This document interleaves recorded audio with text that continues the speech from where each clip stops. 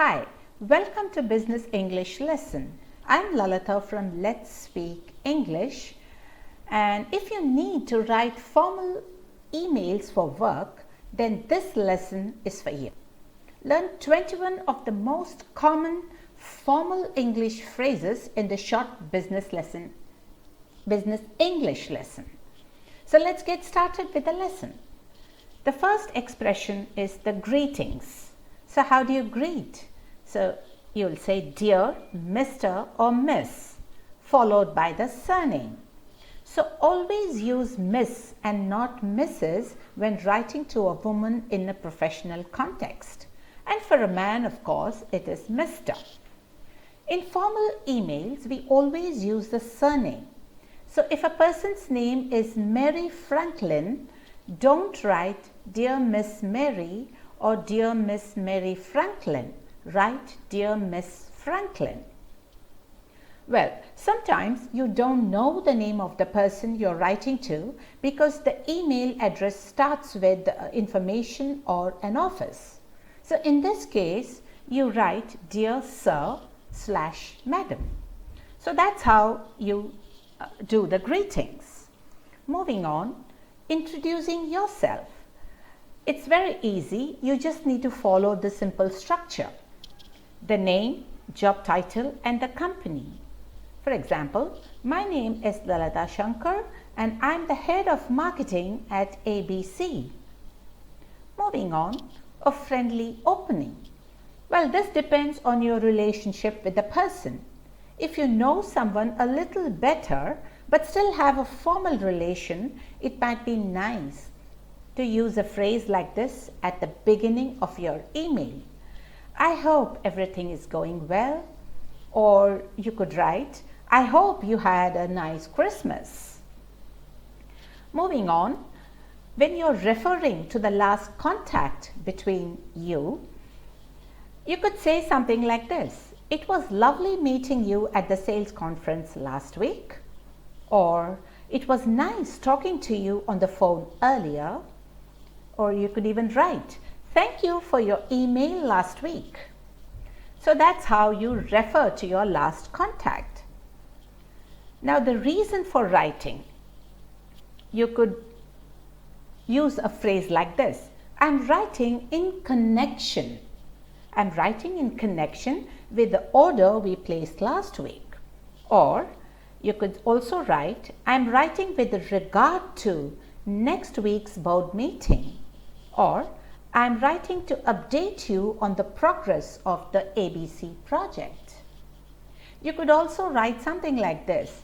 As discussed, I'm sending you more detailed information about the upcoming conference.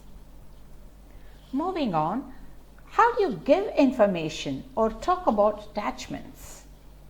You could always use an expression like this.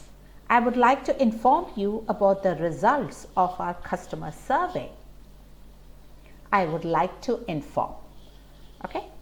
Now regarding attachments, don't write I have enclosed, because this is what we write when we are sending physical letters, not emails.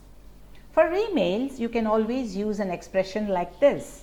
I have attached a PDF with the most relevant information. Okay, so moving on, how do you make a request? How do you write a request? Asking for a request. Could you please let me know if you can attend the event next week?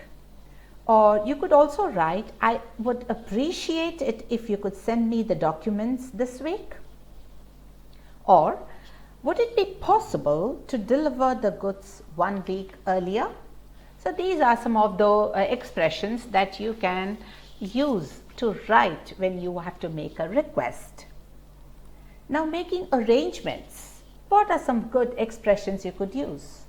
One of the most common expressions or one of the most common phrases are, I was wondering if you could be available for a meeting next week. Or a shorter one would be, would 10 a.m. be a suitable time? You could also write something like this. I'm afraid I'm not available on Wednesday. Would Thursday work? So when you want to confirm something, you could say something like this. I would like to confirm our meeting for 3 p.m. on Wednesday, the 11th. Moving on, how do you answer the questions from a previous email? You could say something like this. In answer to your first question, or you could say second or third question, or the last question. To answer your question about is another way of answering the question. Moving on, the closing line. Well, this is a typical way you could use. If you need or require any further information, please feel free or do not hesitate to contact me. This is the typical way of the closing line. Now, closing or a closing line that could refer to a meeting that might happen next time. I look forward to seeing you, or I look forward to meeting you. Always try to use an ing form after the look forward.